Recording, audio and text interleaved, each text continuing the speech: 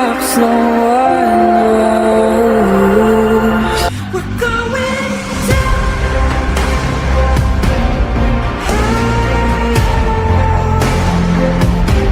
We're going down. We're going down.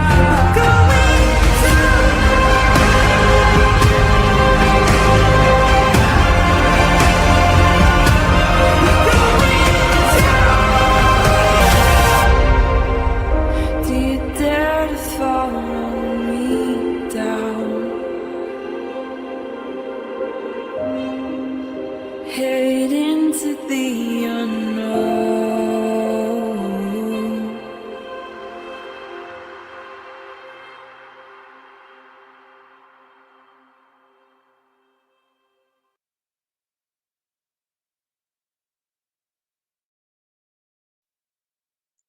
Hello, everybody. Me forgot to check my mic as usual. Should be good. Let me know if anything is wrong. How's everybody doing today? It's Friday, thankfully. So glad to see everybody. Hey, Gren and Sailor. Matt is a catter. My mods are awesome. They're always the first to arrive. Hey, Amy and Lynn. Hi, Lori Green. Good to see you today. And Sarah. And Wolfie. Hey, Seawood. Hi, Nurse. Katie and Gal, and Tammy. Oh, there's more. Sorry. Hey, April D. Ron Mexico, thanks for coming. Yeah, everything is good. I did have a death in the family. My auntie passed away a couple of days ago, and so I spent the day yesterday, making plans and whatnot. And I decided that if I didn't live stream today, I'd probably just sit on the couch again, waiting. So you're here to distract me as I am here to talk to you, I guess. And also, we need to keep talking about Jack and Lily and all the stuff that matters in this community. Just a clapping seal. Good to see you. Hey, hey, Christina. What does your theme song come from? It gets stuck in my head sometimes. It is, I have it. It is. Doo-doo-doo. It is by Heather Evans, and the song is called "We're Going Down." You can search it on YouTube. It's a friend of mine who has a channel. The channel's name is Criminality. She found the song a few years ago, and I loved it so much. I asked her if she minded if I did mine too, using that same song, and she didn't mind at all. She mostly covers Delphi, which actually brings me to um the first point that I want to talk about today. So, 9 years ago today, Abby and Libby, Abby Williams and Liberty German, were abducted from the Monon High Bridge in Delphi, Indiana, and their lives were stolen by a man named Richard Allen. Richard Allen was convicted. Um, so every year, because Sunny and I covered that case extensively for years, and every year, so they're Libby's sister Kelsey dropped them off at the trails at around 1:30 on February 13th, 2017, and Bridge Guy was captured on video on Libby's phone, and so it was around 4 or 5 o'clock that their family started getting worried because they went out to the trail to pick them up and couldn't find them. They weren't answering their phones, and so, like every year, I've found myself just thinking about what the family must have been going through in that time, as they weren't found until Valentine's Day, shortly after lunch. And that entire time, not knowing where your kids are, not knowing where your sister is, searching, like the whole community was out searching all night long. Law enforcement was searching, and just to sit and realize how long these girls were missing, and the parents, nobody knew what happened. Everybody assumed they maybe fell off the bridge, got injured, one wouldn't leave the other. Nobody knew. And to think about the terror that you would feel as you search for your kids and you hope for the best and you're worried about them. And this year, I think it hits a little bit different because Jack and Lily have been missing for almost 10 months. And uh, there has to be some level, I would think, of terror and worry going on with Jack and Lily's family. I don't want to say like you'd like to think so, but it's just it seems a little bit different than it was with Abby and Libby. Abby and Libby, their family was on the news. They were on the news all the time. Anytime that there was a news camera, they were willing to talk. They would do crime con after a while. They were putting the kids' faces, even though they knew that, Abby and Libby were gone, they were still trying to find the person responsible. So they were doing press all the time, press, press, press. And we're just not seeing that in this case. So I just wanted to take a minute to remember Abby and Libby and to realize that, you know, you, you got to hug your kids close. You got to keep them close. You got to know what they're doing. You can't be a helicopter parent by any means. But I mean, what more can you say, right? Anyway, that was a long explanation. That was my theme song. Thank you. Thanks, everybody. Thanks, everybody. She was she's a very sweet lady. She's a very spiritual lady. Um, kind, but it's um it's good that she doesn't have the issues that she was having. So we'll get through it.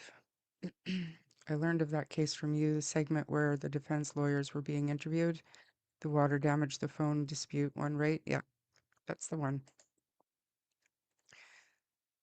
Yeah. And every single day, Becky Patty, Libby's grandmother, who had custody of Libby, um, she would post on her Facebook, "Today's the day," and she would post some inspirational quote. She just wanted people to keep talking about Abby and Libby. They wanted people to keep looking at that bridge guy footage. They wanted tips. They wanted awareness. They raised money. They had fundraisers, and they built a memorial park. Like they loved their children, and still, I mean, still today, Becky, today on her Facebook, she is posting pictures of Libby, and they're post pictures of Abby as well. They're still remembering, you know, and I wish we saw more of that in this case. I really do. 130 years. He's got an active appeal going through right now. Um, yeah, it's so sad. I can't imagine, Ron. Having lost one boy makes me worry more about my other boys. I can't imagine anybody that loses a child, whether they're missing or taken out of the world. It's got to be the absolute worst feeling in the world. And to not have the family's presence trying to keep the awareness going, and the level of coverage on social media is also, you could probably look at that and empathize with the family in some regard as to why they're not out front talking so much, even though I think that if they were, social media wouldn't be what it is in this case. It's definitely a double-edged sword. What do you do? What can we possibly expect from these people? That's where my questions are. And so I wanted to kind of revisit some of the things that we've already seen, obviously, because there's nothing new. But um, the CBC has also obviously been on top of the case, and they have, I'm just trying to find it here, a whole playlist of content, I guess, news stories that they did on the case. But the one I think that I want to listen to first is when Sergeant Chris Marshall, he spoke about how the online true crime community can impact an investigation or case coverage. So we're going to listen to that for a few minutes, and then I want to jump over to one of Belinda's interviews, and we're going to lead into trying to change the way we look at things, and maybe not change the way we look at things, but so I spent about $150 to sign up for MasterClass. I don't know if you guys have heard of it. There's dozens and dozens of instructors, but they're basically celebrities who specialize in certain areas, right? You've got, you know, I don't know, Kevin Hart, um, like the comedian Kevin Hart. He talks about using humor in your day-to-day life to get through hard times. And then there's people who specialize in music and whatever. And then John Douglas, the FBI profiler, did one, and that was actually the reason why I paid the money to join MasterClass for a year. I'm sure I'll watch more of other instructors, but there were a few little tidbits in John Douglas's MasterClass that I thought it's really kind of interesting. He did a little segment on polygraph tests. He did. Um, yeah, we'll watch it together. But for now, like I said, I want to lead into all of this by watching the CBC interview with the RCMP officer talking about the true crime community online, and definitely some benefits to what we're doing here, but also some downfalls. And I think it's really good just to remember.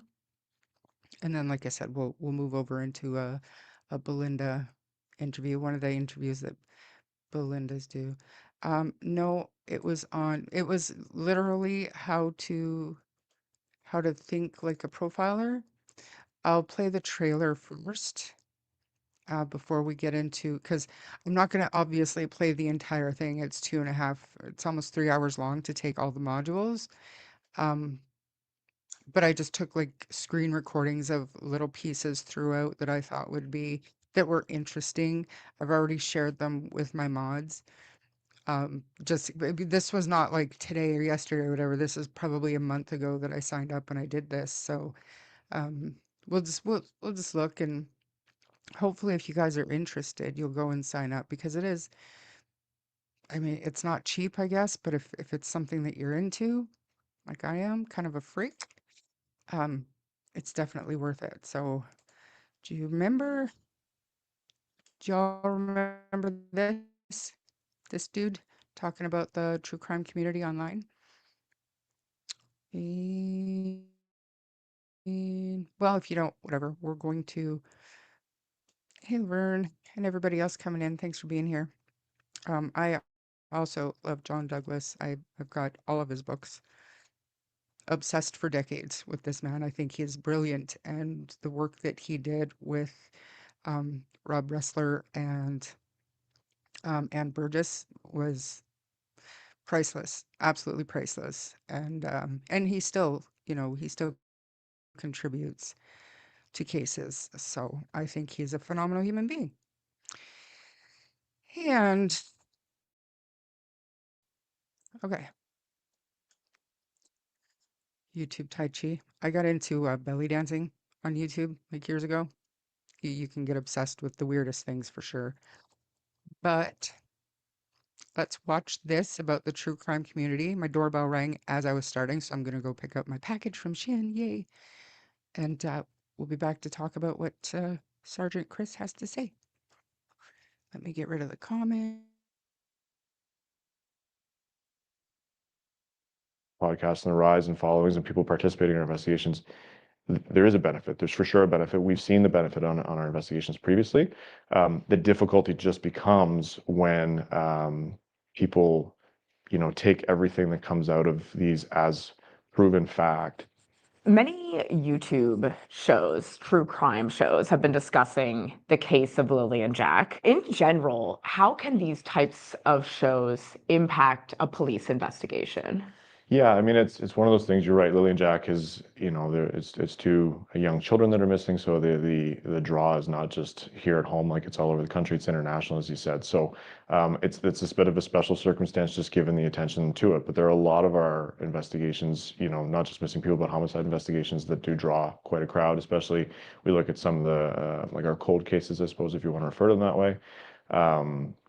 That obviously there's a lot of people that talk about them, people trying to find out information, that kind of stuff. The biggest difficulty that we have when it comes to information that's shared on podcasts, YouTube, that kind of thing, is that as much as some of the information may be accurate, a lot of it gets clouded in information that's not factual, so it's not based on any type of fact. In terms of for the police, when we're guiding where our investigations go, we have to operate in fact. And if we're dealing with information that may not be factual, we have to take, so every time a tip comes in, we have to take investigators that will then go look at that tip. We have to determine, one, is it relevant to our investigation? And two, what is the likelihood that this is factual information versus not factual? So if we look at things that are like, we know, this specific tip, the information that's included in it, we believe that information to be true based on other information we've gathered, or is it likely to be true, or is it unlikely to be true, or is it just not based in fact at all? Every single tip we get then has to be followed up on. Even if we don't believe it to be factually accurate, we still have to follow up. We still have to do our due diligence. So getting tips can move an investigation forward for sure. But when we start to get to the point where some misinformation and mistruths start to get shared on social media or on other platforms, and then that information comes to the police, we now have to put investigators on that information, which is taking people away from potentially chasing down actual real leads that are actually based in fact. So that's the complication that can come from that. So there is a benefit for sure, but there's also like anything, there's always there's pros and cons to anything, and that can be the difficulty with this kind of thing. So you're saying that these types of shows do tend to generate an influx of tips? Yep, absolutely they do. Yep. Right, and they have in this case? Yep. Right. You mentioned there's the pros and cons. Articulate what the pros could be. Yep. So for example, in looking at other investigations in the past, so we've received tips that basically would suggest to us that a certain person that was not known to investigators may be involved. And while we, at the time, we may not have anything to suggest that that person factually, like based in fact, is involved, there is a potential likelihood because they have an association to the principal parties involved in our investigation. So we'll go down that path, and sometimes that'll lead us to somebody that we wouldn't have known about before had it not been for that tip. So that's a huge pro. Like, that's great for us. But then we get the flip side, where it's a person who may have crossed paths with one of our principal parties 15 years ago, and a rumor or something that's not based in fact gets shared on a platform that then it grows into this huge thing where people are sharing it constantly. The more it's shared, the more people believe that it's actually factual, and then that comes to us, and now we're left to have to chase down this lead that has nothing to do with our investigation at all. But because it was shared so many times, there's a lot of credence that's given to the fact that, well, this must be true because it's been shared by 1,500, 2,000, 100,000 people, whatever the case may be. So it's just those are the pros and the cons that we have to manage when we're getting these tips. And as you mentioned, that all ties up a lot of police resources. It can, so sure. Talk about that impact. Yeah, so obviously it depends on each investigation. It's looking specifically at our major crime investigations. These investigations do generally tend to span longer periods of time, sometimes months, even years. It's not uncommon to have 100+ investigators involved through the life of the file, basically looking at information or trying to direct us where that investigation is going to go. When we get these influx of tips, that is people that we could be potentially sending out to go interview somebody, or perhaps there's a piece of evidence that we need to go collect. It just begins to kind of limit the pool of people that we have available. Now, that said, if these tips are based in fact, then absolutely, that's a good dedication and a good use of resources to send our people to go do that stuff. It's when we get these tips that we know that they're not based in fact, or they're unlikely to be based in fact, we still have to send people to that. So now we're taking people away that could be doing something to benefit the investigation, to move the investigation forward. We're now sending them to go do something that we know it's not based in fact, but we have to ensure that we've proven that it's not accurate, because our burden is not to the court of public opinion. Our burden is to the courts and the criminal courts. It's obviously the burden of proof is beyond a reasonable doubt, and we need to ensure that we're not just picking the evidence that builds that is positive for our case. We also have to exclude and ensure that there's no evidence that would send us down a different path, as a different avenue, as a defense avenue, so those kinds of things, right? So we just have to be. It's just one of those things of management of resources, and it can tie up a lot of people sometimes for a long time for things that we know are not accurate, but we don't have a choice. We have to do our due diligence. We have to chase that down. So, I mean, we've in this community been talking about that for a couple of months, that every single tip that comes in, these investigators, they have to follow it up no matter what the tip is, right? So if they're getting, like Daniel was saying on the last interview, like they'll see him at the store and they tip it in. That's still, I mean, it might take minutes to follow it up, but it's still something that's given to them that they're being burdened with. Um, I think when it comes to like the Natasha tip,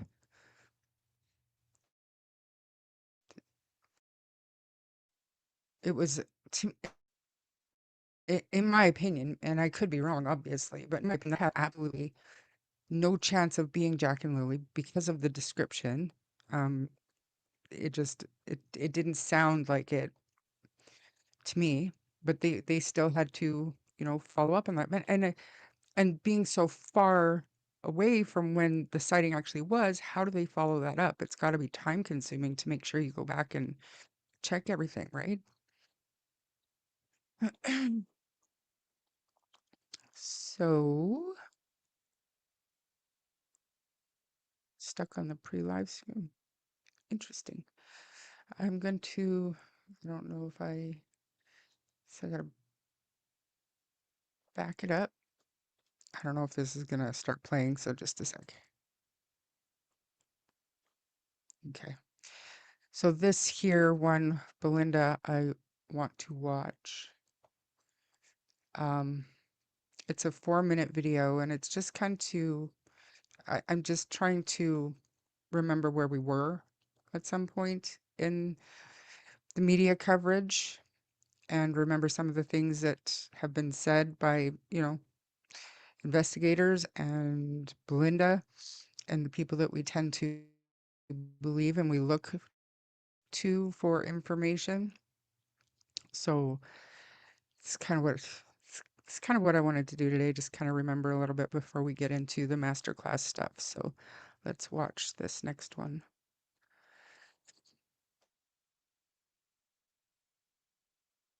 The case of missing Nova Scotia children, Jack and Lily Sullivan, has become all-consuming for true crime enthusiasts on social media. Experts say there are benefits and pitfalls. While the discussions can and have led to real-world leads for police, there are also ethical concerns in turning people who are already suffering into content.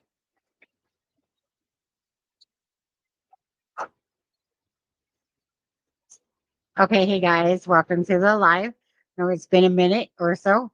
Kids community. Sunny Austin does this multiple times a week, sits for hours in her BC home discussing every aspect of the disappearance of Jack and Lily Sullivan. In the chat, members of their family. YouTubers, true crime community, different. We can sit there and keep these cases alive and keep pushing them out there and have family members come join, talk if they want to. Not everything that's discussed on Austin's show is based in truth, and she realizes that. For her, it's about raising the case's profile. It was really about being a voice for the victims. And that's really the core of everything. Belinda Gray is Jack and Lily's paternal grandmother. She started watching Austin's show amid a lack of answers. In fact, Gray regularly tunes into more than 10 YouTube shows that are covering the case.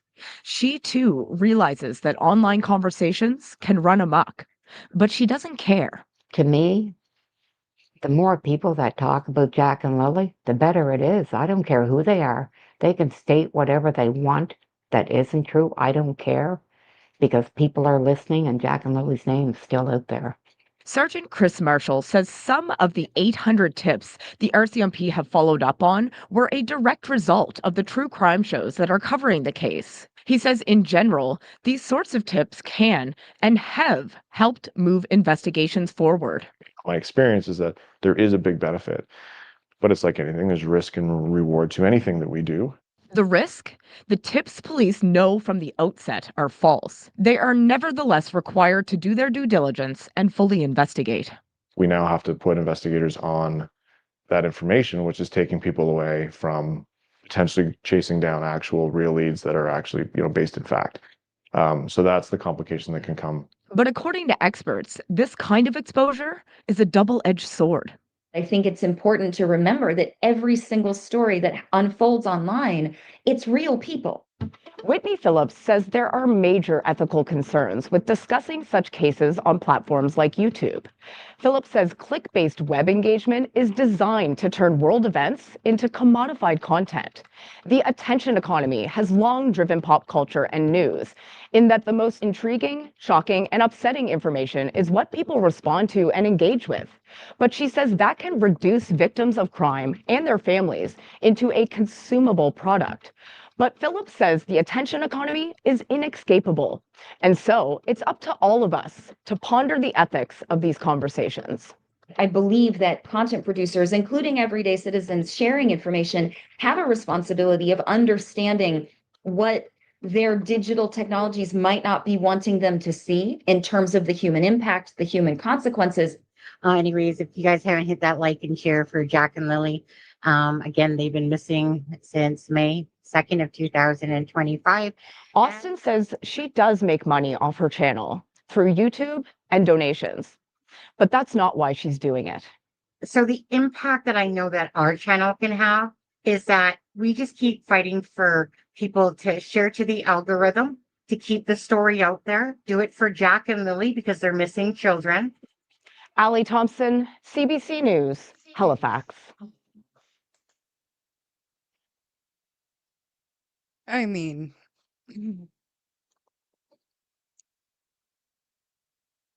it,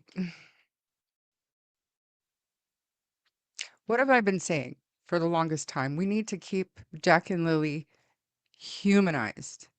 They're not just content. It's not just a story. These children are out there somewhere. They absolutely are out there somewhere. But how do you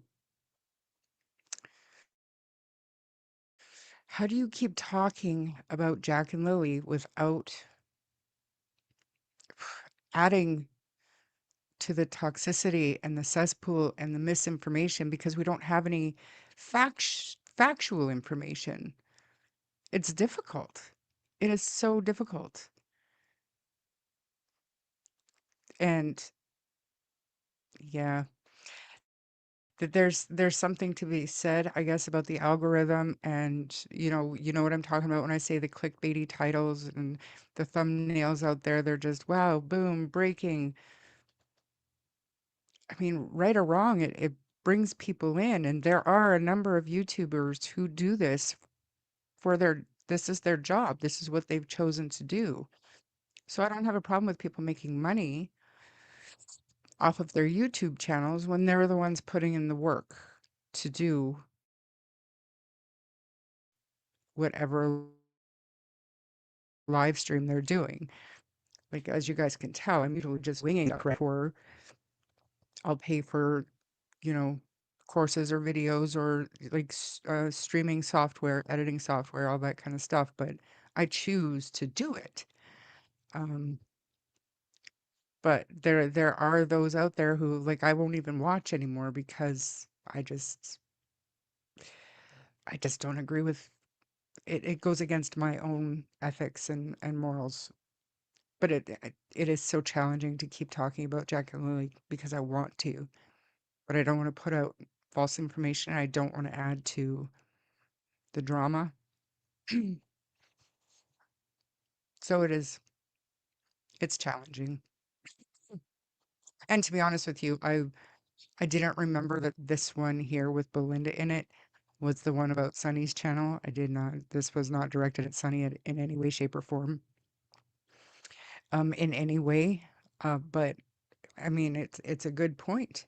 She, It's a Criming Shame is definitely the channel that most people went to get up-to-date information through the first few months, as for whatever reason, different members of the family on all sides chose to talk to us. And we were doing what we thought was right, bringing out the newest information as quickly as we could. We vetted what we could when we could, and if it wasn't vetted, we made sure to tell everybody that it wasn't vetted. But it kind of grew this entire. It was almost like a.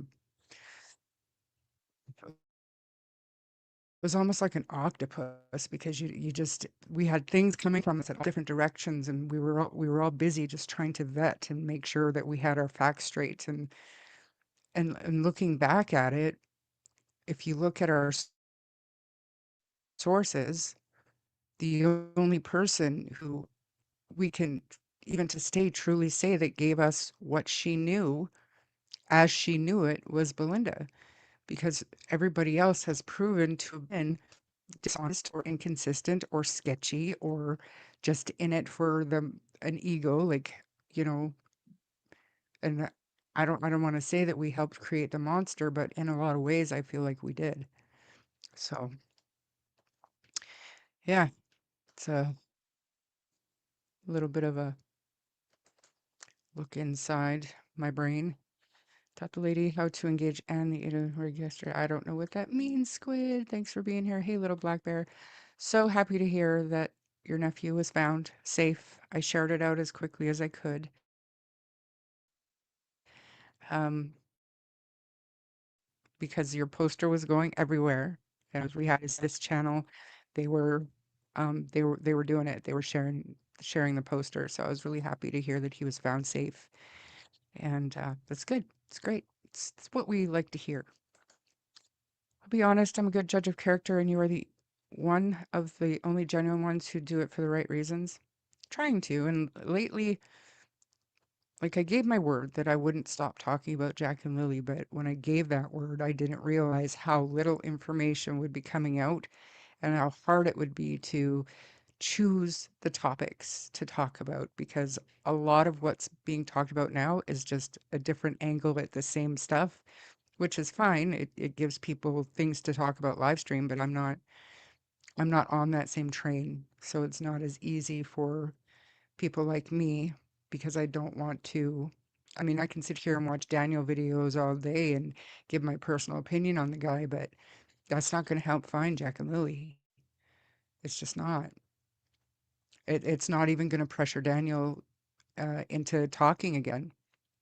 I think the only thing that I think we'll hear from Daniel about ever again is going to be if he's acquitted or they withdraw these charges. And I think we might hear something from him at that point, but I, the case has gone, the online coverage of the case has gone completely sideways, and it's drying up. I don't even, I'm just trying to think, like, I don't even see the regulars covering it. AB still talks about it, and he has his way of looking at things, and he's into the statement analysis, and that's fine if you have a niche, but I literally have, um, a desire to learn what other people think and to talk about other ideas. But even you guys, for the most part, we're just kind of we're running in circles when it comes to this case, and we're going to keep figuring out ways to talk about it in different ways, but we're not going to add to the shit. There's enough of it. Corbin, good to see you. Everybody else that's come in. But look how much of the world are supporting justice for Jack and Lily as a result. Absolutely. Absolutely. But the content, the content, I know Belinda said she doesn't care if the things we talk about is wrong. Um,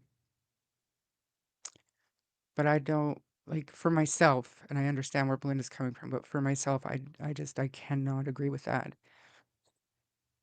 Though when I see a live stream about Jack and Lily, I appreciate other people, they're able to continue, um, talking about what they talk about just in different ways. I appreciate their ability to do that, but I think that like the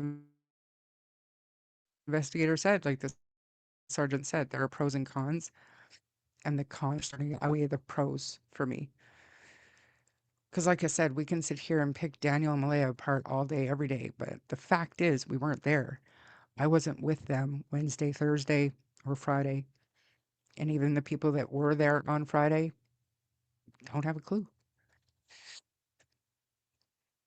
Corbin, I have to say, I sure enjoy all of my content. There's no bullshit with you. Keep promoting. We just want justice for Lily and Jack. Thank you. Appreciate you. Me? Because my screen keeps like glitching. To make sure I don't make any stupid faces I can be frozen on. All right, let's see. I'm going to play the class trailer so you guys understand what I'm talking about when I say masterclass. You can see up here, make this bigger. Masterclass. You can search for instructors, whatever. If you guys want to see the whole site afterwards, let me know and I can click through it. My feed is off tonight. Maybe I'll try to refresh. See if that helps. It might be that stupid Streamlabs thing. It's not working anyway. Just a minute. Let me do this. Shut that. Then I'll try to refresh, make sure I don't have YouTube anywhere, which I do not. No YouTube. StreamYard, no YouTube. So I'm going to refresh right now. Screen will go blank and then I'll come right back, okay? And see if that fixes it now.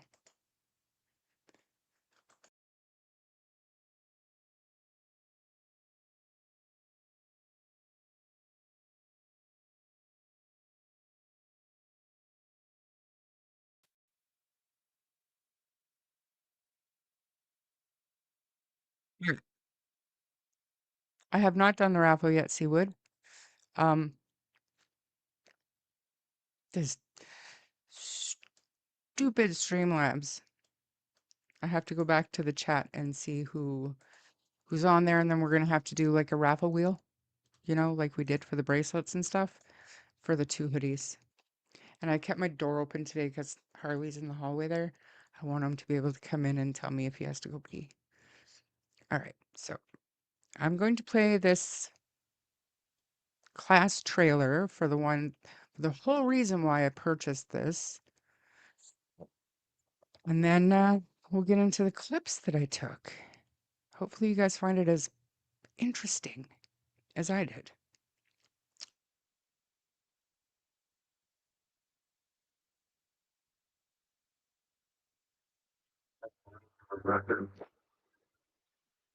You ever feel the hair on the back of your neck stand up? That's your intuition, and you should listen to it. I was in the FBI for 25 years. I developed an investigative tool called criminal profiling, and I'm going to teach you some of the tactics I've used from the people I interviewed. What is their motive, and what is their behavior?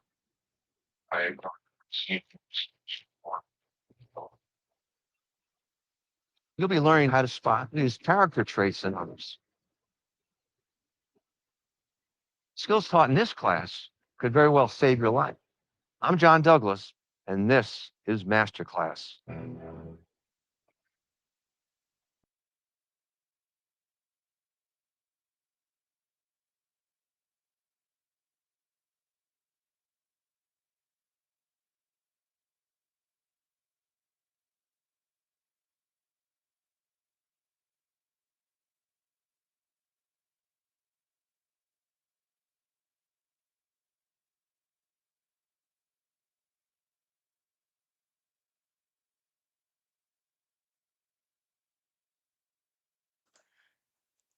Oh, interesting.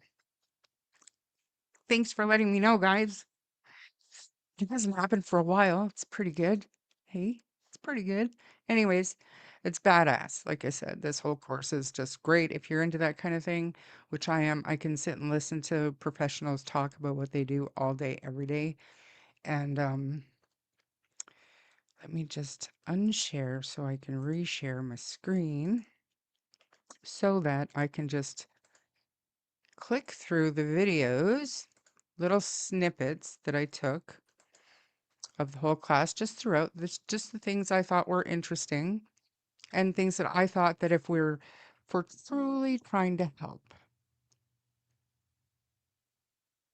Do I think this is going to help us solve the case that we're going to sit here and solve the case? No, I don't.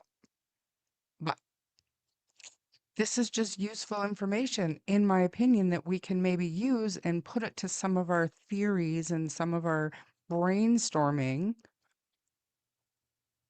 to maybe help keep the conversation going in a relevant way. I don't know. Either way, here we are.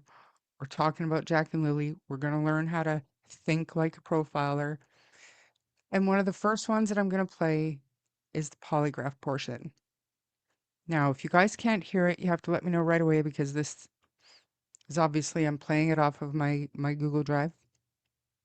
And if anybody wants a link to these little videos, you can just email me and I'll send you a link. But yeah, it is what it is. Let's do this. Big.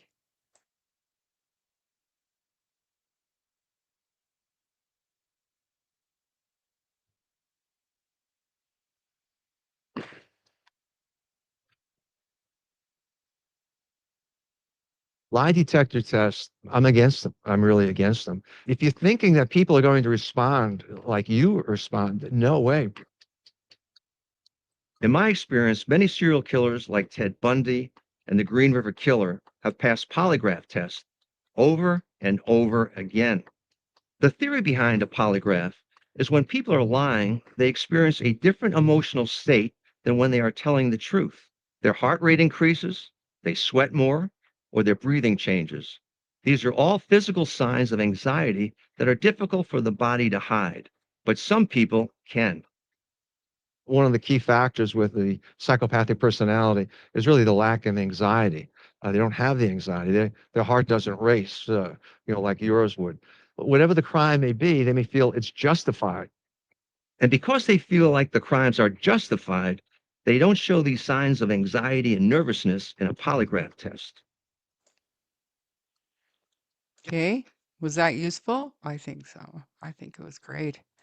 Just a little just a little tidbit about what John Douglas thinks of polygraph tests and how true is that? I got what was it, a Facebook message possibly the other day?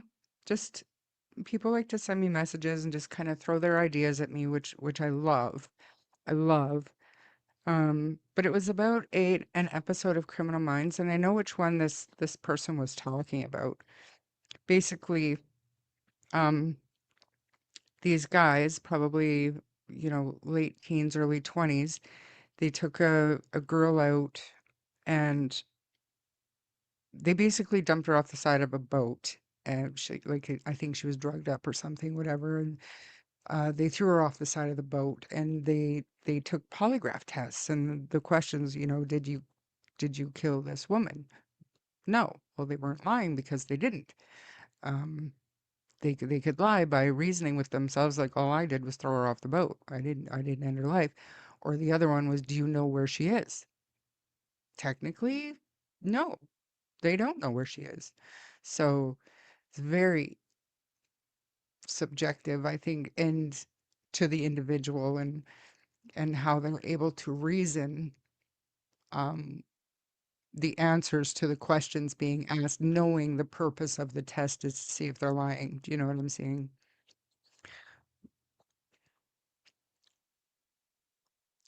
Ted Bundy actually did the first one that he did pass it, But again, it's all about in the even the way the question is worded sometimes. Mm, which one? Which one? This one was deductive. Okay, I'm just gonna keep clicking through them. And I might get a copyright strike because this is paid content or whatever, but I paid for it. I should be able to do what I want with it. I'm not giving you the whole thing.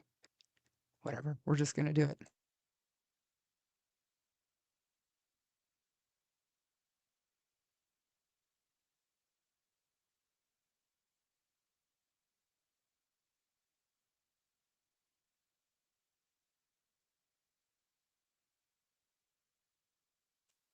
Are they seriously doing this? I'll have to. Never fear, I have it on my computer. I just have to go back and find it. Go back and find them all. Which I will. I wonder if. Yeah, I betcha. All right. Just give me a sec. I'm going to open them all and then I'm going to. But I don't know if they play automatically. Give me a sec. That sucks. I wonder if they purposely did that, like blocked me from playing it.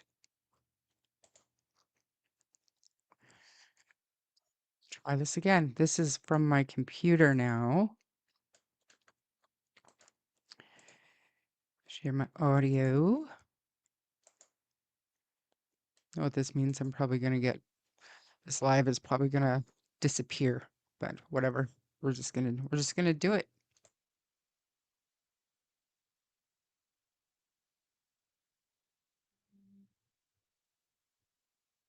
Preparation for interviewing Berkowitz, and he was at Attica, which is a pretty rough penitentiary, very, very intimidating prison. First thing we did was to go into the files and check them out to see how he's been evaluated over the years. That another inmate tried to kill him and slice his throat from his ear, right to underneath his into his chin, and so we didn't know how he was going to react. It was just a cell. It was no room. It was just bars, and brought in by a guard, removed the handcuffs, had him sit down, with us. And what I would do is I explain to them, kind of using a little bit of false empathy of my own here, because I tell them that I'm sorry you're here. I small talk them, and I said, you know something, David?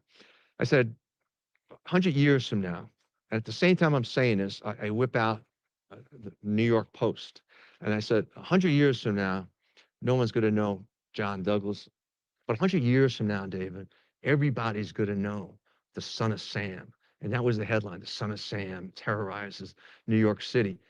He's looking at me, and he looks at my partner to see if I'm not BSing him, and once I say that, feels relieved, and he starts talking, but he's going to be testing us during this interview, and we know his.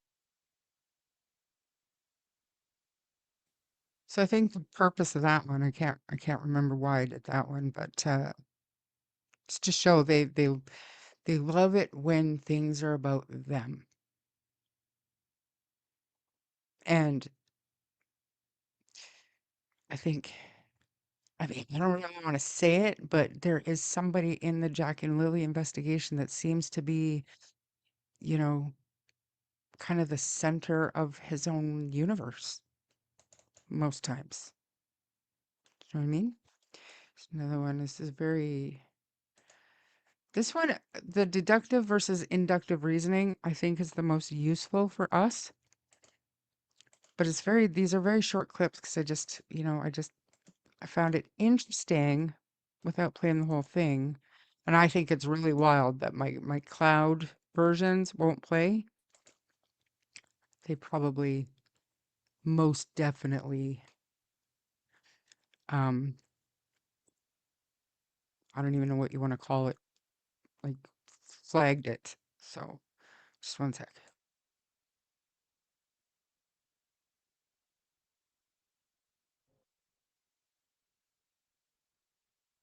Solving cases and in general, solving problems comes down to an effective use of both deductive and inductive reasoning. The deductive reasoning, you go in with a theory, and based on your theory, then you test your hypothesis. Inductive reasoning is the opposite, of that. So, where inductive reasoning takes you from specific to general, deductive reasoning starts with a basic premise and then takes you to a specific conclusion. Generally speaking, when working violent crime or serial cases, deductive reasoning is more often used. I begin with a theory, form a hypothesis, look for evidence, and then seek confirmation. For an assignment, what I would ask you to do is really to try to walk in the shoes of other people, people that you know, people who have maybe health issues, have problems, personal life issues, and it will give you a better understanding of them and more empathy towards them and understanding them, and even be able to predict their behavior. And in the next lesson, Do you think we can use that? I think we can. Um, or what did he say about the lesson? Take somebody that we know, just pick one of them, somebody that we know, any kind of health issues or um, at-risk behavior, um, anything like that, and try to empathize with that. And then from there, maybe not judge their behavior or their reaction to certain things, but look at it from their point of view. And that's exactly what empathy is, right? So can we look at Malaya through the eyes of a woman who was potentially abused, um, possibly, using um, more focused on her baby than her children, and looking at that through the lens of an emotionally immature, possibly abused, very young-minded girl with 2 children missing. And can we see her first interview in a different light? I know a lot of you can't. And if I let myself slip away from that, I'm with you. I am right there with you, thinking there's no way a mother would act like this. But I don't know. I think, mm, to me, anyways, I think it's useful to look at things from an empathetic standpoint, because not everybody reacts to certain things the same. Um, and a lot of how we react and conduct ourselves has a lot to do with our own life experiences, and we don't know what her life experiences were. Now, if we do Daniel on that same premise, if we're looking at Daniel's behavior and his reactions from an empathetic point of view, we can say, hmm, how do you want to say it? Because I'm not here to insult anybody, but he does seem to be um, sure of himself. He does seem to have this idea that he was very important in the investigation, like his input, the investigators relied on him and shared evidence with him. He was very self-important in that way. But do we know who Daniel is? Do we know how he was raised? Do we know if he wasn't used to getting a lot of attention? And now that he had it, he ran with it? I don't know. What do you think?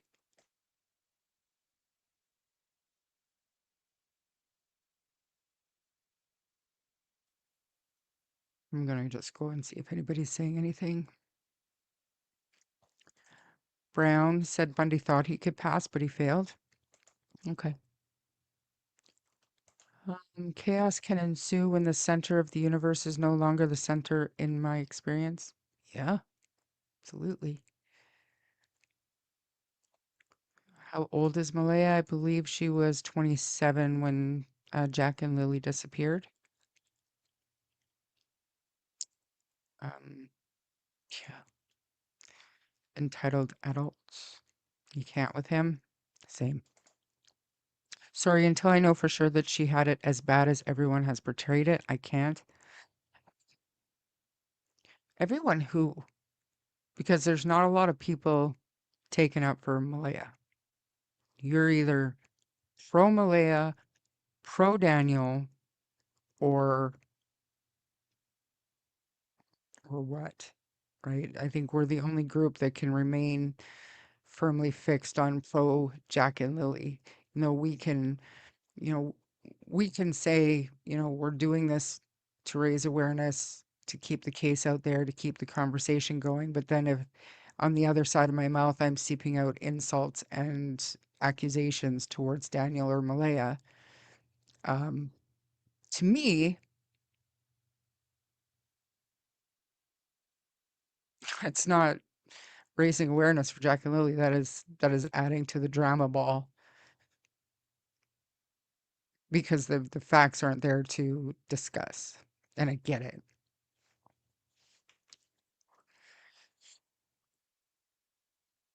Social media in general, yeah. I mean, I get it. I get it.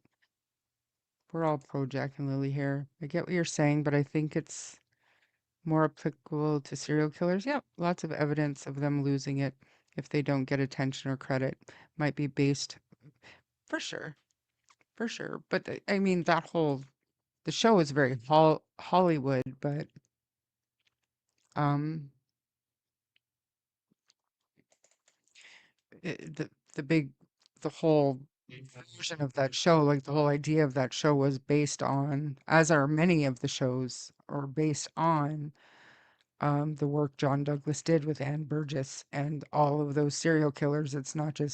It wasn't just how to stop a serial killer. It was about how to stop violent crime before violent crime happens. If there's a way that you can identify certain behaviors that can predict future crimes, then, you know, I mean, obviously, I think they've come a long way, but I don't think they'll ever get to what their vision was. There are definitely not as many, um, what did they call them? I can't remember right now, but there is a term for the, what they used to call serial killers before they called them that I think YouTube algorithm would like better. Um, Cripes, can't remember. The victims are Lily and Jack. That's right. They absolutely are. They absolutely are. But when you're thinking about Lily and Jack, I'm not saying that Malaya is a victim of this circumstance, but was she a victim of domestic violence? W- You know, and would that lead into the neglect that allowed what happened to Jack and Lily happen to Jack and Lily? I mean, it's more than just it's okay to compartmentalize these different situations, but you can't have one and say it had nothing to do with that. She still should have protected her kids, which I am 100% behind you. But if there was a mental illness, if there was abuse, if there was something that skewed her logical thinking or her confidence or anything like that, especially when it comes to being a mother, if Daniel did everything for her, maybe, for all I know, maybe he told her she was a shitty mom. Maybe Cindy told her she was a shitty mom. Maybe she checked out completely. I don't know. Like, I don't know. But I'm saying if she was abused and had depression and blah blah blah blah blah, that probably directly fed into the level of neglect it would take to have your children completely vanish off the face of the earth with no idea what could have happened to them, no desire to post or search for them. It could all feed into to me, it could. It's just an idea. Don't at me. It's so difficult. Kemper never stopped talking, being super helpful, affable, in a nerdy big guy way. I had to keep reminding myself he killed and carried body parts around with him. Yeah, and buried their heads so they were facing his mother's bedroom. Not to mention what he did to his own mom. But to watch his videos, you would never think that. But he talks about it so candidly. It's crazy.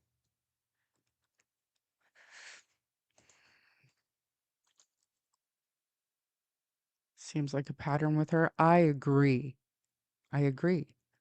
So how far back do we look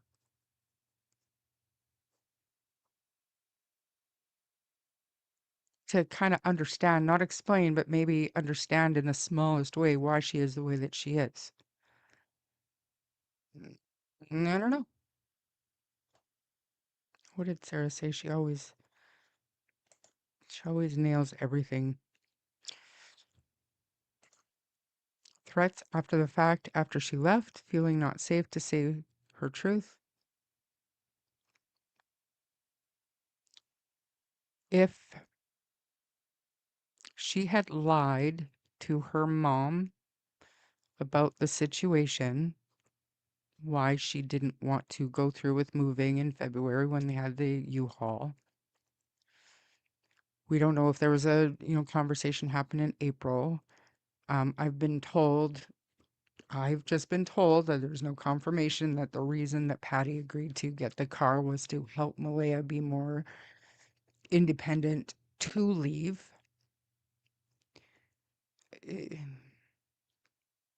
Eh, none of it makes sense to me because if Daniel worked 1 day a week, she could have waited for that 1 day, especially I believe that 1 day was Tuesdays. So it was literally 3 days more. So I don't believe that this was all part of a big plan to get Malia out of there. Um,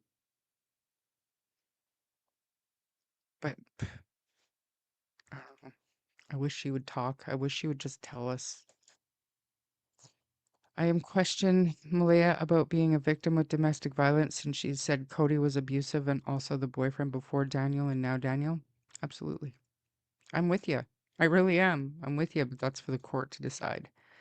And that's why I keep saying if they even go through with the charges, they might even withdraw the charges if there's no proof, right? We'll find out, maybe, possibly, we'll find out March 2nd. But if she told Cindy about the abuse, she knew exactly it was wrong.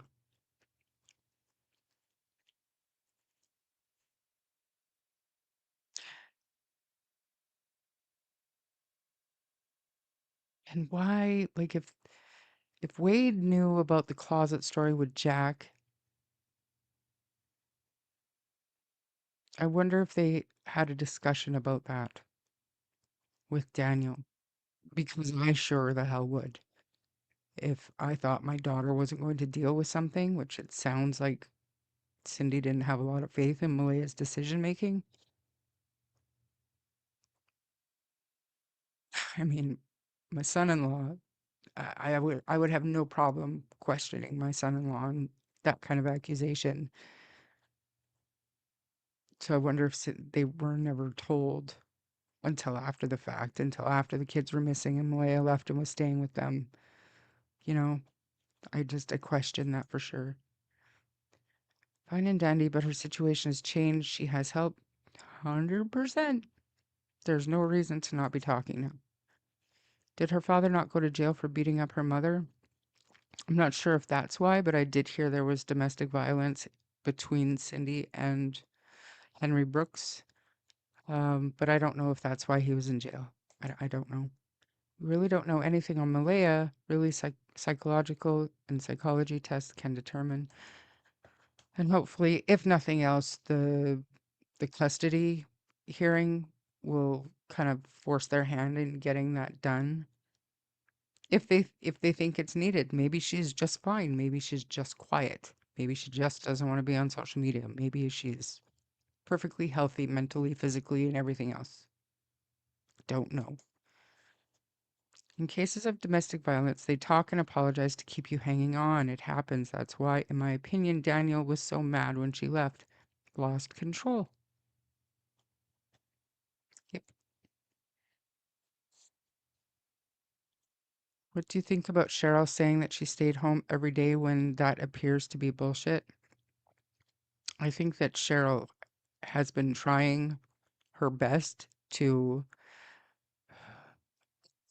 me, I think that Cheryl sees what we see in Malaya, and she is trying her best to um, not not protect or repair Malaya's image in the public, but I do think that Cheryl's trying to do the right thing with and for Malaya. And there's just if Malaya is not even going to talk to her closest friends or family, then I mean I'd get frustrated too. But I think that Cheryl has been working hard to protect Malaya. That's probably not the right word, but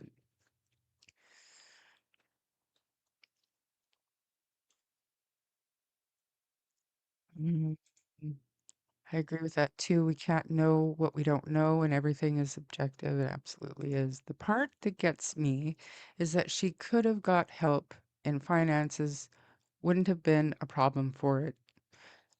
Is like most other people in that situation, she had somewhere to go, so it makes it tough.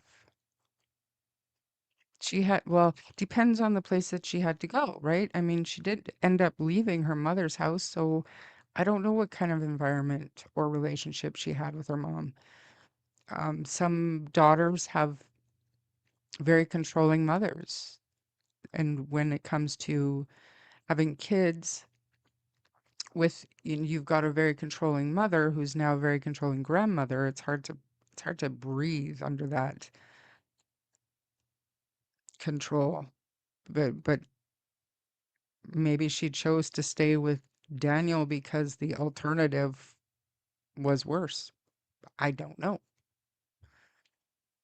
I didn't mean to make this live stream about Malaya. Her father seemed supportive on Facebook, but even he said, "Why didn't you call me, amateur looker?" He did. I think Malaya suffered from the Cinderella syndrome. She was immature and was looking for someone to look after her. She gave her power away to him. Her thinking, I agree, but talk about shitty decision making. You have to move this guy into your grandmother's house? The fuck? After 2 weeks? No. N- you I mean, he wouldn't get away from me. He'd be answering to that. When Malaya was younger, she did videos, so the friend had Cheryl saying she was shy. You can tell in those earlier videos, though, Kember, that she was not overly outgoing. And it's just me. That's what I observed. Sarah coming in with the great tips for domestic violence. I think if your kids disappear and Daniel was abusing the kids and Malaya, why did she not tell the police ASAP on day one? Very true, but who's to say she didn't? Cheryl didn't see Malaya or the kids for the 2 years preceding the disappearance, so she can only speak on what she sees now, really. That's very true, and what Malaya has told her. And I don't think that it didn't, maybe I'm wrong, but it didn't sound to me like Daniel cut her off from these people. It's just one of those things where you kind of, you're focused on your relationship, just like Daniel had said about him and Jordan. You have a new relationship and that becomes the center of your world, and that's where all of your attention goes, and your friends just kind of carry on with their life. There was no big wall put up there. It was just there was no contact back and forth. And why Daniel would say like Malaya blocked all of her friends on my phone and on her like did I don't know if I buy that. Honestly, I don't. Who is to say Malaya and Daniel wasn't both abusive? Nobody. You're 100% right. And that's my point. So why are we saying, and I'm not here to stand up for Daniel and I'm not here to stand up for Malaya, but who are we, these sleuths or online content creators, to sit here and put out there that Daniel was this, Daniel was that, Malaya was this, and Malaya was that, no matter what you're saying, because the fact is, they're both probably, one was just as bad as the other. And the only thing that matters in the whole situation is that that day, on May 2nd, those kids were neglected. Period. Nobody got up with them to give them breakfast. Nobody got up with them to make sure Jack's pull up was changed. Nobody got up with these children. And that is both of them, right? So anything at this point is a good point because anything being said so far hasn't done much, right? Except add to the rumor mill. And I'm petrified of doing that.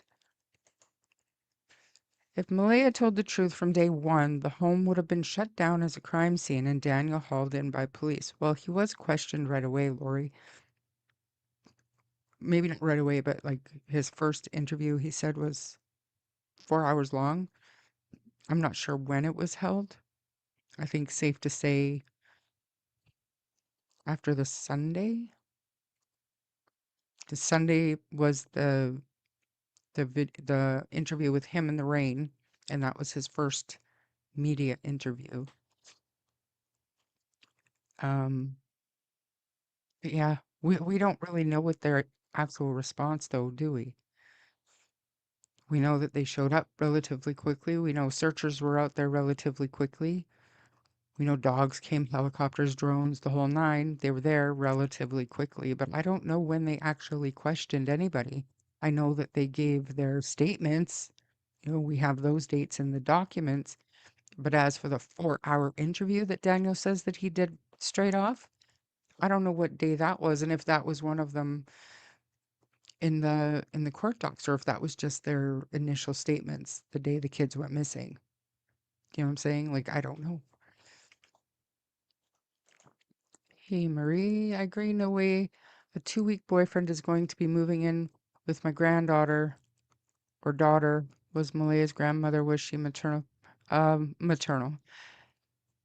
But I could see, like, I'm thinking of myself as a grandma, if if I was worried about my granddaughter meeting some guy and then shacking up with him elsewhere, I think I would prefer them to be with me so I can make sure my granddaughter is okay.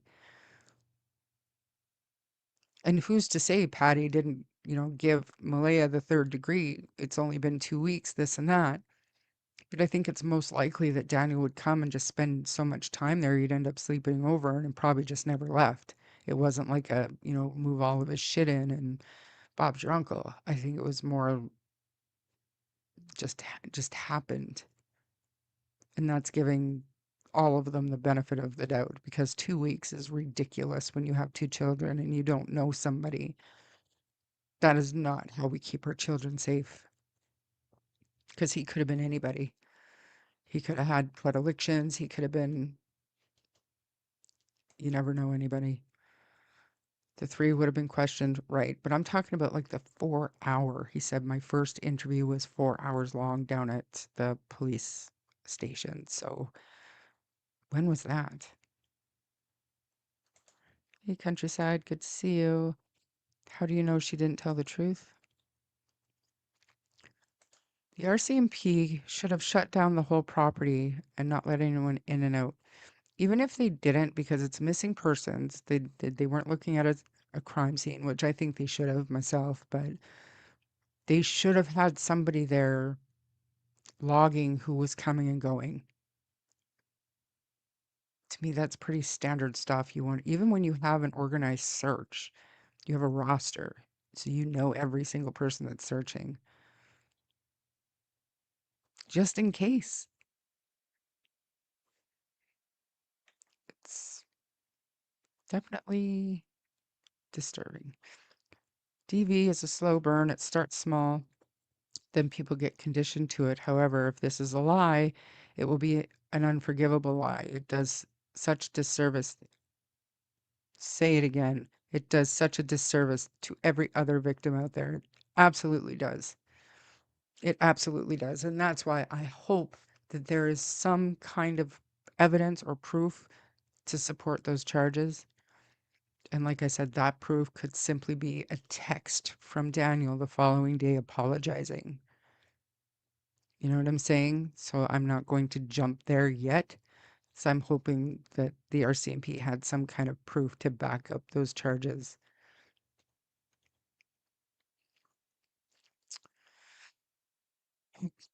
Malia said she found out about Daniel on drugs when Meadow was born. Why did she go back when you've got kids? Well, that's exactly why, Lori. And it's not saying that it's right, but I can understand it. She was getting induced with the baby and she found out that he was using drugs, right? Why did she go back? Well, now she's got 3 kids by 2 different men.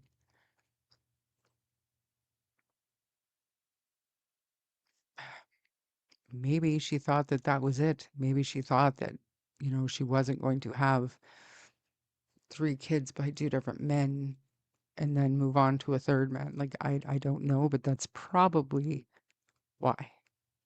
Or maybe he promised to stop. Maybe maybe she thought because she didn't notice it before that it wasn't that big of a deal. Like, not a not a bad thought though. In my opinion, a lot of people knew about stuff happening there at the home and like everywhere. No one says nothing until something like this happens. It's it's truly an epidemic.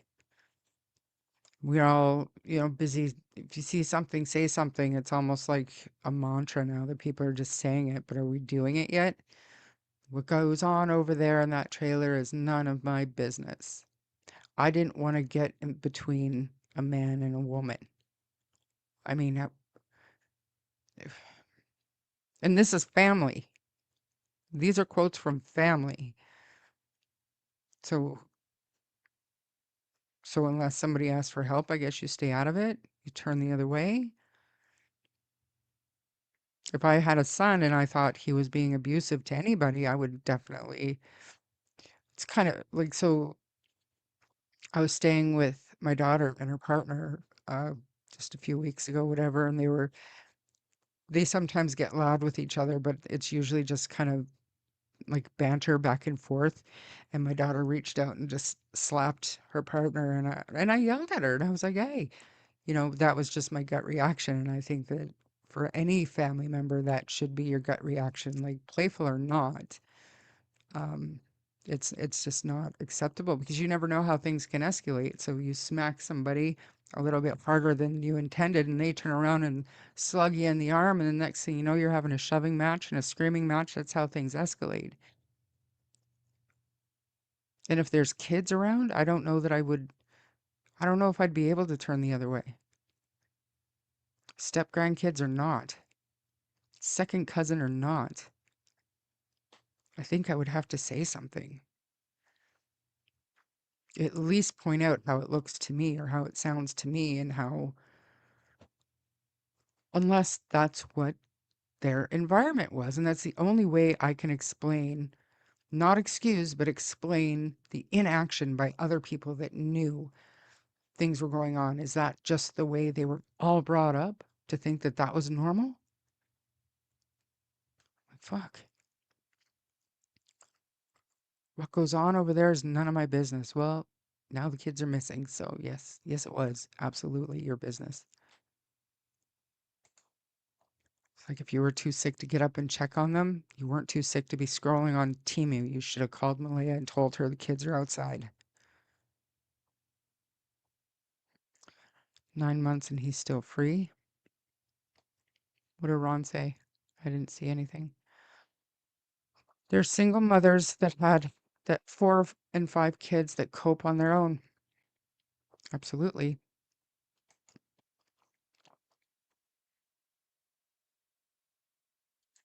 Not defending any of them. They're all guilty. And absolutely. And the only thing I know for sure that they're guilty of is neglect.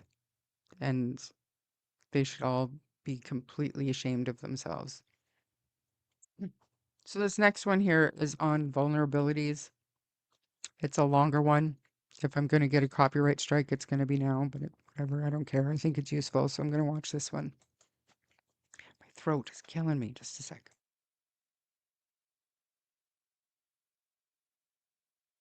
They'd have they're going to spar with you. They have an answer for every question you're going to be asking them. They never thought about, in this case, the rock, bringing in something left at the crime scene, something that he touched, something that blood actually got onto his hands and on his body. And so they broke the case.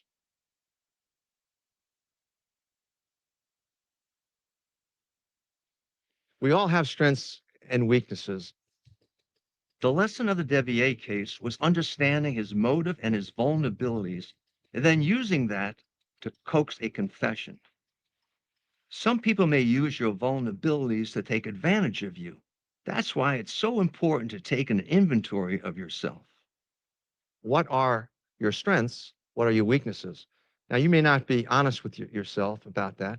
And so what you have to do is you should ask your family members, about what they think or your strengths and weaknesses are. What do your friends think your strengths and weaknesses are? And you'll get a better idea. Other people may use your vulnerabilities to do you harm. The best step is to try and avoid those situations.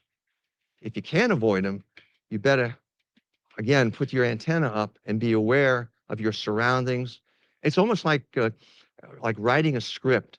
Okay, here I am in this situation. What possibly can happen to me in this situation here? How can I safely get out of this situation if it does occur? You don't walk to your car, on your cell phone. You've made yourself a vulnerable person, someone who could be easily attacked. You're not in tune with your environment and what's going on, around you. So you have to be alert at all times. When we spot vulnerabilities in other people's lives, we can ignore them, we can exploit them, or we can learn to live with them and accept them, and maybe even help that person who has these vulnerabilities.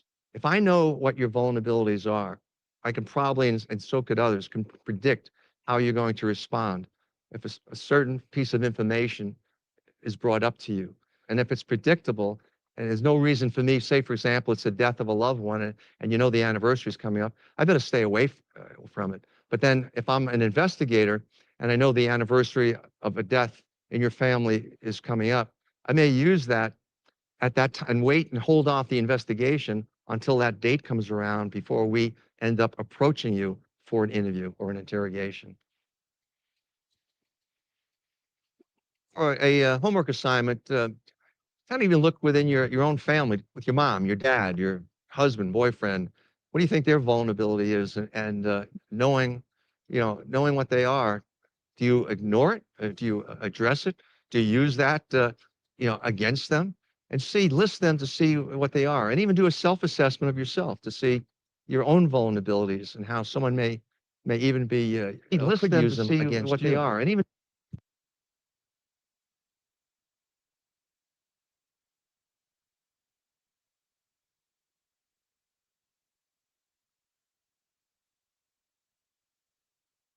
They're going to spar with you. They have an answer for every question you're going to be asking them. They never thought about, in this case, the rock, bringing in something left at the crime scene, something that he touched, something that blood actually got onto his hands and on his body. And so they broke the case.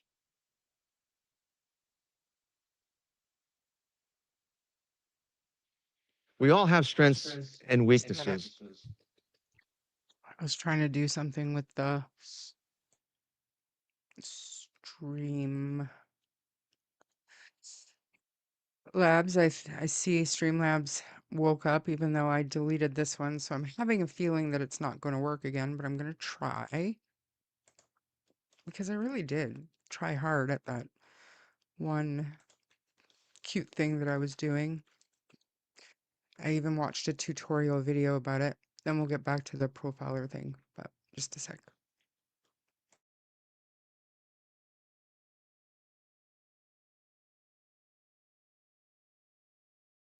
Okay, so what do I want to do? I'm going to do this. I'm going to do that. Just to see. Just to see.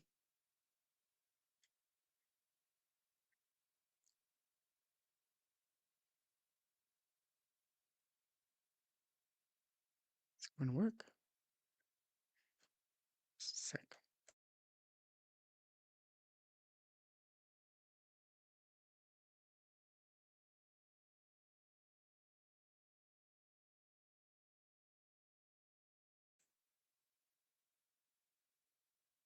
Very disappointed.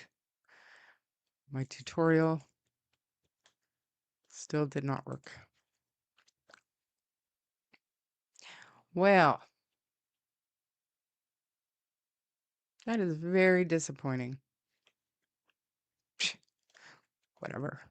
I tried. Where are we?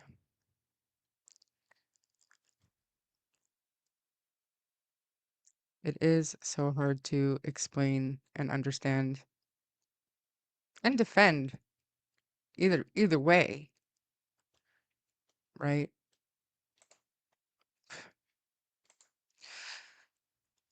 When they stayed at Patty's, Jack ran away. And I also heard that Jack didn't want to go home after Easter. Do you guys hear that too? I reported a family member 32 times to CPS because of drugs. CPS told me to stop because CPS was working with them. And did you see any results as a result of your reports? Did anything ever come of it? Like even after you stopped, I mean?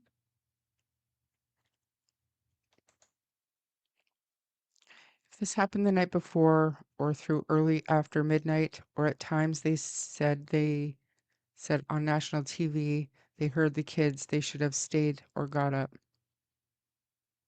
Yeah, well, exactly. If you knew the kids were awake, then it's time for somebody to get up. I don't buy it. I don't buy it at all. Thank you, Countryside, for being a member for 3 months. Ask Sunny if it takes amount of hours or days to make your Streamlab thing work. I will. I haven't been able to um I haven't been able to talk to Sunny much lately. Will the real Charmaine please stand up? What are you talking about? What are you talking about? What are you talking about? Thank you. Happy Valentine's Day to everybody. Tomorrow, happy Friday the 13th today for everybody. No results. Isn't that devastating? Justice for Lily and Jack, absolutely. Wolfie, a member for 3 months as well. Thank you so much for that. I appreciate everybody. I come from a family of fixers and givers. We have boundaries which we guard. We can use the word no. I live on a reserve in eastern US. Speaking of boundaries, if you're a fixer, like I am also a fixer. If I can't fix something, I feel like I'm losing control. And when I was younger, that control was very important to me. And because if I knew about something, I could help and I could fix it and I could usually find some kind of solution or a path forward. But as is, a lot of the time, especially when you start getting older and you realize you can't control or fix everything, that's really hard to accept. So if you're talking about, I don't think Malaya is a fixer.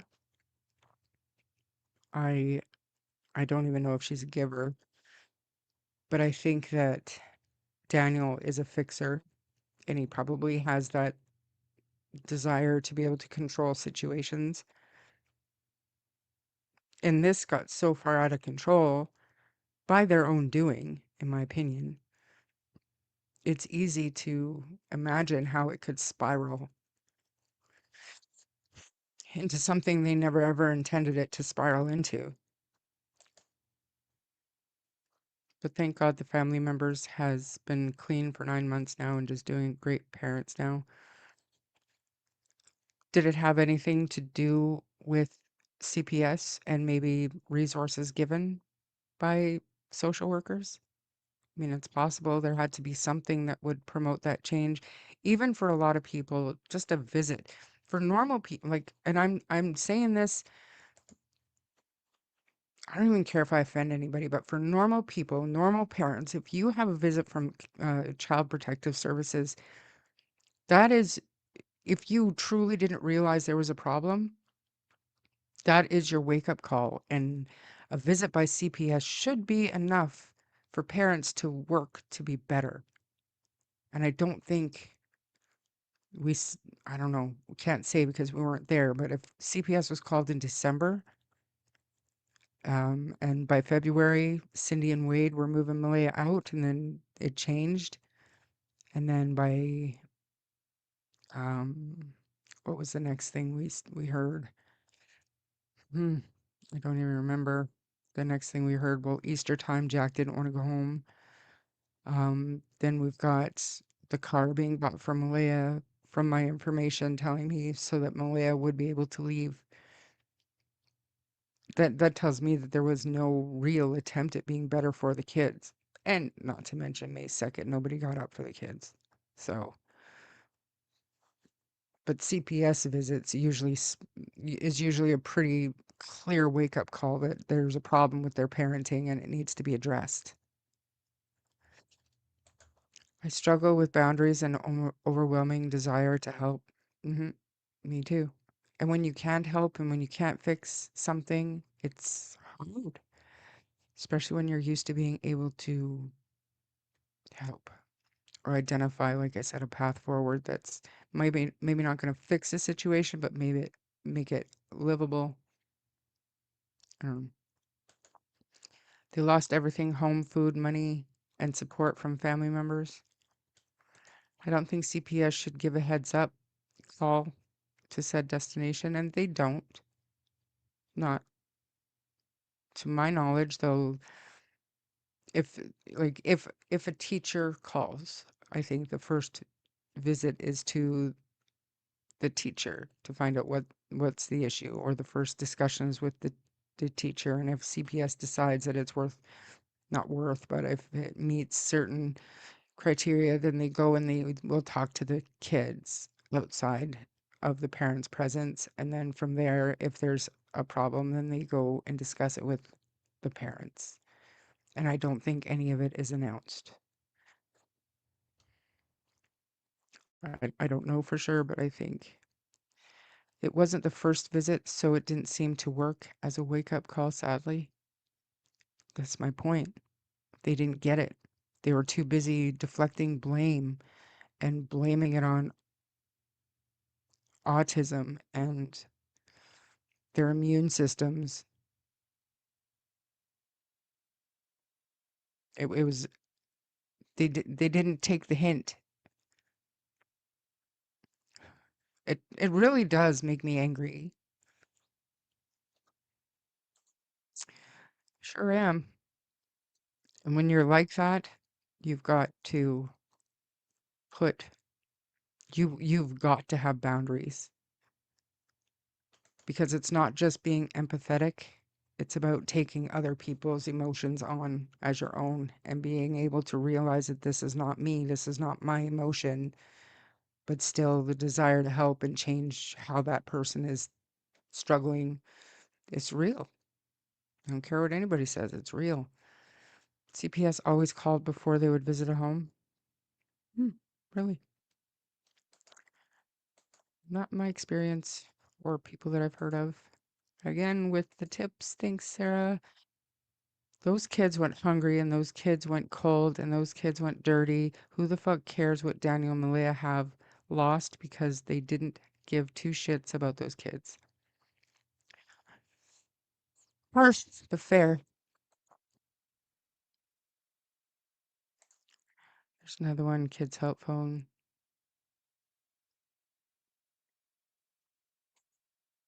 for 4 and 6-year-old. Oh no. April, April, April, April D. That was a mistake. That was my tremor. Give me a second. I just did it, you guys. I fucking did it. Just give me a second. I know how to fix this. I think. Just a minute. Just a minute. Don't go anywhere, April. I apologize. That was my bad. What do I do? What do I do? Community. There it is. Okay, wait, wait, wait, wait. I'll get it. Oh, oh, settings, settings, settings. Community moderation, management, hidden users, April D. There you are. There you are. There you are. Okay, should be good. Please let me know that you made it back. I'm so sorry. April, please put something in the chat. Refresh your page and please put something in the chat. My God, I am so sorry. I did. I went to YouTube Studio. I did. I did it. I did it. You're not blocked anymore. Okay. Okay. I accidentally blocked you, April. I went to click on your comment and I hit the three dots and then I went to click off of it and I didn't go all the way out and then my tremor went back over and I clicked on ban user. So I had to go into YouTube Studios to unban you. So sorry. That was total accident. My bad. Maybe someone did come along that knows them and took them. I don't think so. Yeah, I know. I was this is like my biggest fear, and I'm always like worried because my tremors sometimes make my mouse bounce a little bit, and I'm always, and then that one time I was like, it happened. I couldn't believe it. And then I thought I wasn't gonna be able to see who I banned, and then I looked down, it said April D has been banned. So I was like, fuck. Did not. And just so everybody knows, the only person that is banned from this channel still is Durwood. So, um, sorry, April. When looking at a problem first approach with non-judgmental point of view, the older I get, the more empathy I have with people. Right, but you cannot ignore the bullshit in this case. Like I tried to stay unbiased, impossible, but I tried to stay reasonable, objective, but it's so hard in this case. Yes. Yes, I did learn that one just in case. You had me panicking because you were panicking and I didn't know why you were. Yeah, I was like, I know. You're not Durwood. You're not Durwood. I have my reasons for knowing that you're not Durwood, but you're not Durwood. I'm a pretty good sleuth when I want to be. Oh, sailor. Tremor. So it's called, when I was 29, I was actually diagnosed with young onset Parkinson's disease. Devastating. So I was medicated for Parkinson's disease for a year until I was sent to a second neurologist for a second opinion. And that neurologist tested me for a bunch of stuff, but it turns out it's essential tremor. And it's a tremor in my hands. You'll notice sometimes I'm shaking. Sometimes my voice, sometimes my head. It's just like the upper part of your body gets tremors. And it's pretty much ongoing. Just when I try to do like fine motor skills activities like writing sometimes can be hard, typing can be hard sometimes. And apparently clicking on names to show comments can be difficult. So it's it is what it is, but I've had it for a very long time. So I have talked about it on the channel before because I wanted people to know that it's not nerves. It's not like I'm not shaking even when I do presentations for work and stuff, or if I run meetings and stuff at work. I just get it out of the way because a lot of times if somebody's super nervous in front of you, you tend to get nervous, and the energy of your presenter will feed to the audience. So it just makes the whole thing awkward. So it's easier for me just to tell people about my condition so they know I'm not shaking and scared, or you know what I mean? It's something that I have. So nothing to worry about. It is what it is. If it walks like a duck, quacks like a duck, then it is the Martell Mackenzies. Man, I just have a problem with zero evidence.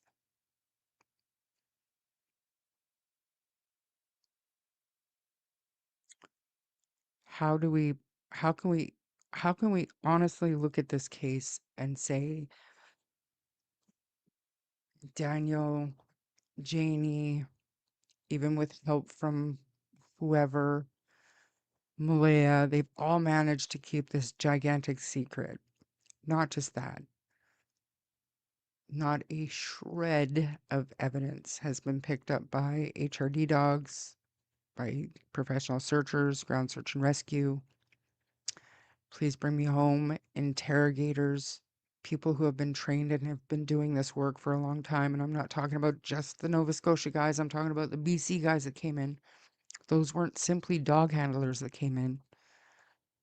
Um, it's it's hard to fathom that these people have gotten away with it. You know what I mean? That's the only part about that that I struggle with. But I agree with you. Why do we lie? Re- I'll add a third. You're a pathological liar and you lie just to see if you can get away with it or you can get people to believe you. But normally people lie to protect themselves or they lie to protect other people. So, what's with all the lies? Who are they protecting? Are you literally just a pathological liar where you can't help yourself? You just want to see who's going to believe all your bullshit? Or are you protecting somebody, including yourself? Yeah, I don't know. Which one is it? We don't know all the facts, but it's not looking good for the caretakers. They did not get out of bed. The kids went to school in urine-soaked clothes. The parents were negligent, at least. Absolutely. At the very least. At the very least. I think they are guilty of neglect, but not making the kids vanish.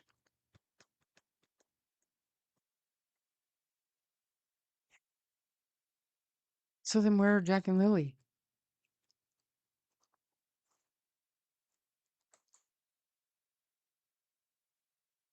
You can't piss on my leg and tell me it's raining. I will call BS when I'm being fed a line. People need to know that you're not a pushover.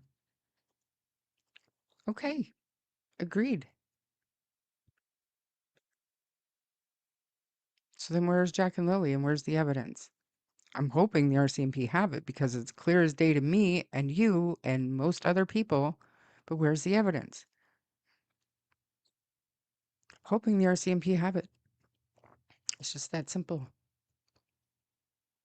Because so far we haven't seen it.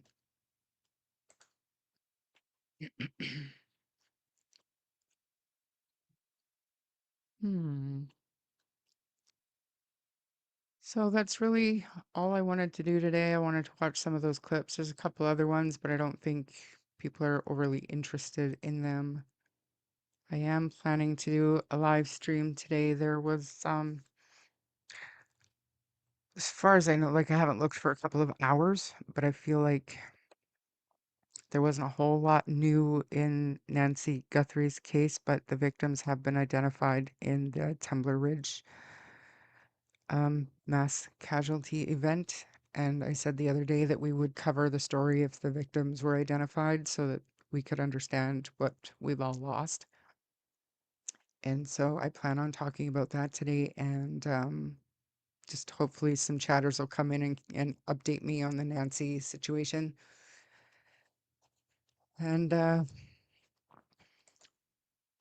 Child neglect is a criminal offense in Canada under the yes, right. Absolutely. Of course it is. So what would be the reason that the RCMP haven't charged anybody with that?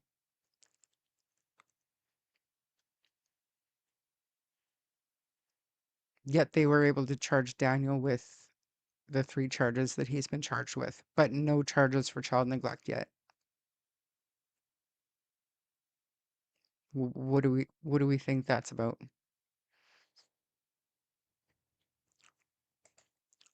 I saw the I saw the video of the pool cleaners there. I can't see them going in to clean the pool as routine. Um, this is just my opinion, but I don't know that they'd be worried about having routine pool cleaning coming in. I think it was maybe to take the filters out of the pool just to make sure nothing was thrown in there or something. But you never know. We'll look at it during the stream. We'll look closer at it. Thank you. No evidence to support such a charge. But they were able to charge Daniel with what they charged him with. So one can't be true for just one, has to be true for both. So, and I like to think that if they're, because on this, on its face, they are guilty of neglect that morning, but are they trying to gather evidence to support a bigger charge? You know what I mean? Not piling on victims. Should have been from the beginning. If they charge for neglect, then it will be harder to press charges if someone did something to the kids. How so? If it's all true, the neglect, you can't believe anything this case or anymore. Or anyone, sorry. Hi, Woofy, like that. Love that, actually. Karma just got me for that. I dropped my chicken burger. Still going to eat it. The cleaners may be showing law enforcement how to do something. Like get the filter or something, absolutely. Charges for neglect are a slap on the wrist, usually. If other women have evidence against Daniel, guarantee Malaya has it too. But why wait? Why did it take so long? And why haven't we seen any charges against Daniel for those other women? They don't have to press charges. It's the RCMP that decide, right? In this country, I know it's different in the United States. Somebody can decide not to press charges, but it doesn't work like that here.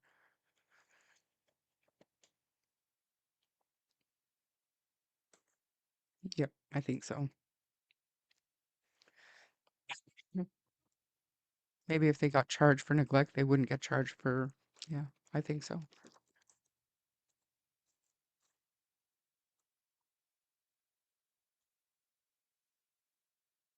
I don't know that that's completely accurate, but what will probably happen if they get evidence that somebody there did something to Jack and Lily to cause them to not be here anymore, they'll be charged with that plus neglect plus.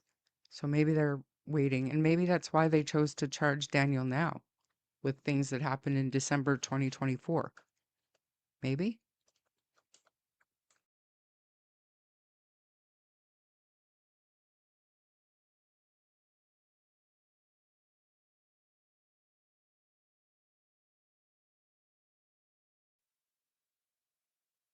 I'm so sorry, Kimber. The man who murdered my son couldn't be charged for rape until rape charge had to be dropped. What?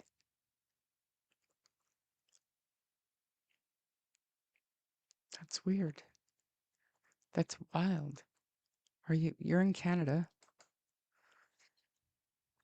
We don't want this to turn out to be another Casey Anthony case, get away with it, so have to watch how being charged. That's very true.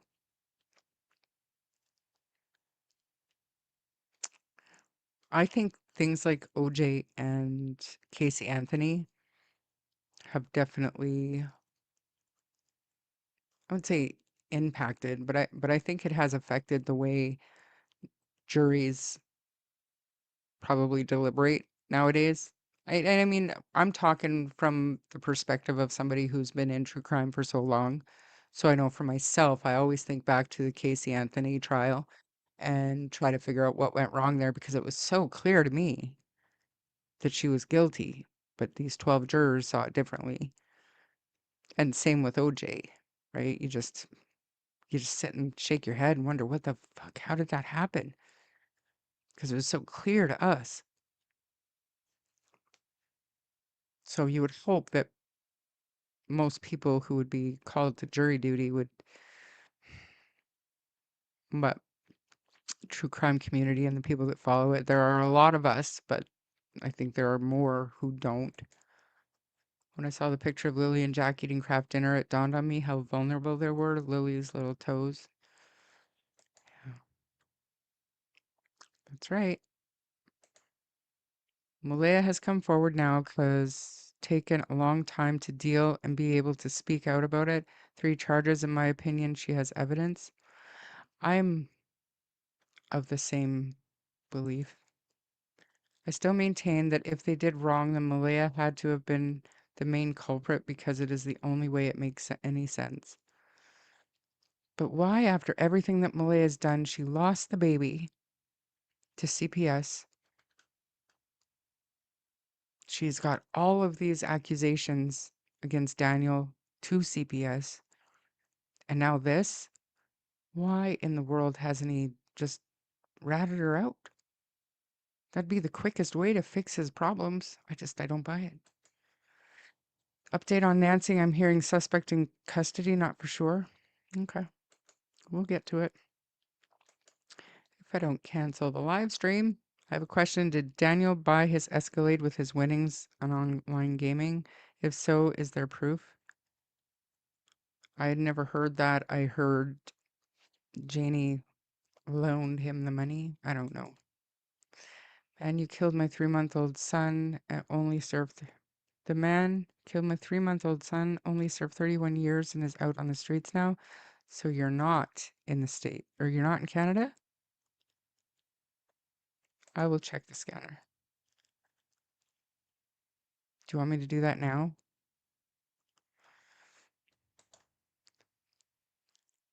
Why did Malaya call Janie that day when the altercation started?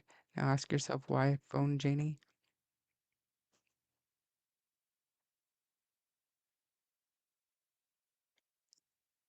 I, I don't know that she did. I thought that was much earlier. Neglect can be considered an aggravating factor in cases if it is demonstrated disregard for the victim's safety or life. Yeah.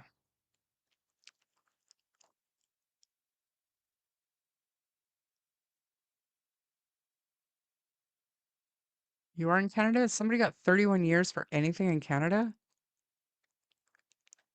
Say 31 or 13. Am I dyslexic today? You said 31. 31 years.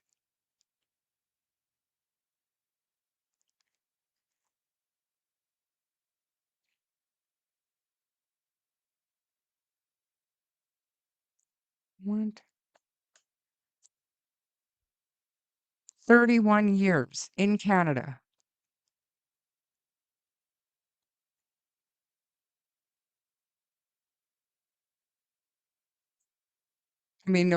Absolutely no shade and no offense, but that is a hell of a sentence in Canada. Like, I say all the time, Robert Pickton was, you know, found guilty of 6 first-degree homicides and sentenced to 6 life terms, and he served 25 years before he came up for parole. Concurrent sentences.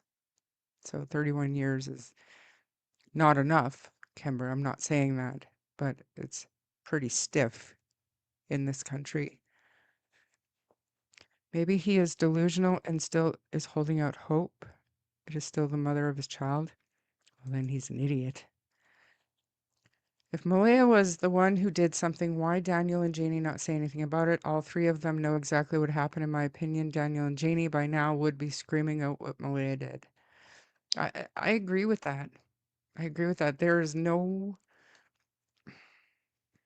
I don't know, can't see it. Somebody would want to get the better deal. If we could only see the CPS file. Yeah. 31 years is not a thing. It's life without parole for 25. Right. But it's possible that they got their parole eligibility after 25 years and then was, turned down for 5 years and let go on the 6th, maybe?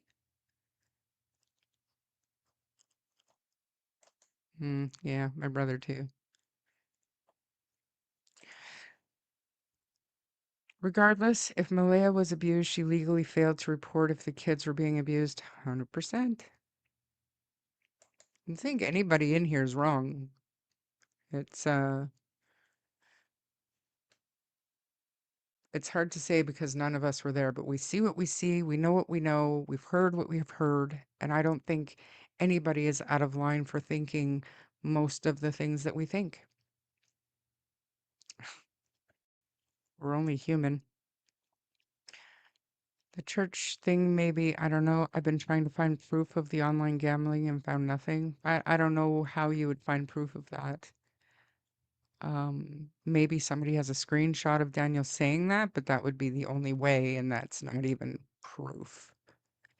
Daniel saying anything is not proof in my eyes, and it's super hard for me to continue to make an honest effort to not be accusatory towards him or Malaya or Janie, because the three of them were there, and the three of them are adults, and the three of them claim to have heard them that morning. So,